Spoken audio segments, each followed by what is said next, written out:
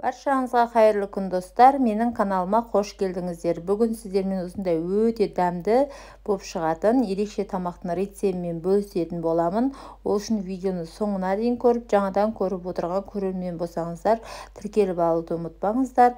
Осындай қазақша каналдардың дамуына аз да болса өз үлестеріңізді қоса кетіңіздер.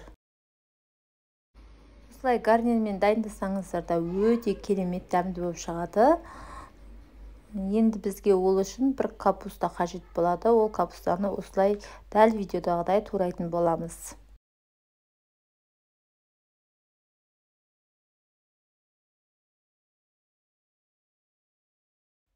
Енді бізге бір пияз қажет болады. Оны осылай ұсақтап турайтын боламыз. Майдалап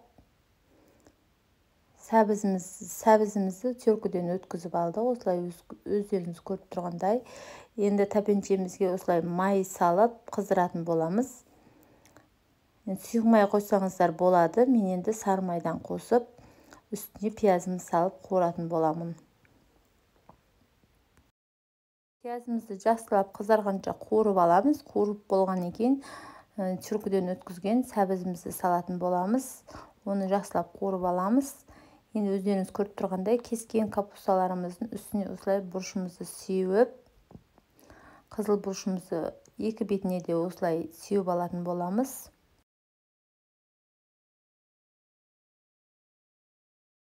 Тұзымызды да осылай екі бетіне осылай майдалап тұзымызды сеуіп аламыз.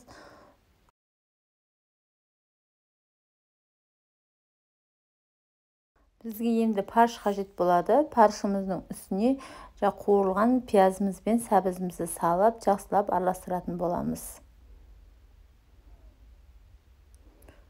Оның үстіне өз қалауларыңыз бойынша приправаларыңызды салсаңыздар болады. Қара бұрыш салдым, және қызыл бұрыш, және де тұз салып, жақсылап араластырдым.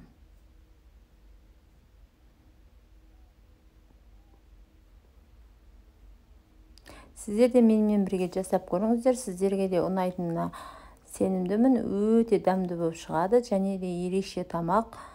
Міндетті түрде жасап көруге кеңес беремін. Жақсылап осылай парыштарымызды жақсылап араластырып болған екен, осылай домалақтаймыз. Өздеріңіз көріп тұрғандай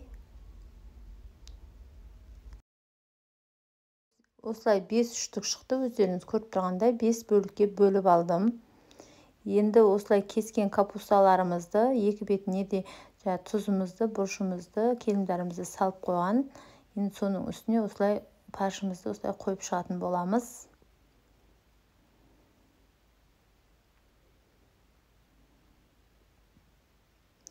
Менің видеом ұнаса, лайк басып, комментарий жазып, осындай қазақша каналдардың дамуына аз да болса өз үлестеріңізді қоса кетсеңіздер.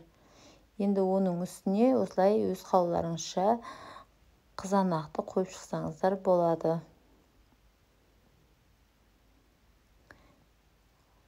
Осылай бәрін қойып болғаннан кейін, осылай пергамент қағазбенен осылай орап шығатын боламыз.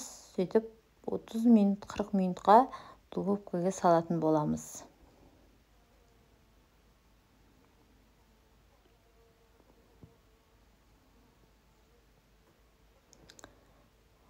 Осылай орап алдық, жақсылап ауа кірмейтіндей болып.